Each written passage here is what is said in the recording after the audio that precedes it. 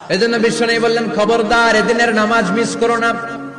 মান তারাকা সালাসা জুমাইন তাহাউনান, গাফলতি করে টানা 3টা জুমা যে ব্যক্তি মিস করলো, তাবা আল্লাহু ফি কলবিহি, রব্বুল আলামিন ওই লোকটার অন্তরের মধ্যে মোহর মেরে দেয়। ওয়া কুতিবা ফি জুমরাতিল মুনাফিকিন, মুনাফিকদের খাতায় তার নাম তুলে দেয়। 3টা জুমা যদি কেউ মিস করে, 2টা পানিশমেন্ট। এক হচ্ছে তবা আল্লাহু ফি কলবি, আল্লাহ অন্তরে মোহর মেরে দেয়। ভালো কথা ভাল লাগে না, নামাজ ভাল লাগে না, আজান ভাল লাগে না, ইসলাম ভাল লাগে না, শুধু মৌজ মাস্তি ভাল লাগে, গান বাজনা ভাল লাগে, এরকম আছে না নাই? জুমার নামাজে যায় না। আরেকটা হলো কুতিবা মিনাল মুনাফিকিন, মুনাফিকদের খাতায় নাম তুলে দেয়। আল্লাহ হেফাজত করো। আরো জোরে পড়েন আমিন।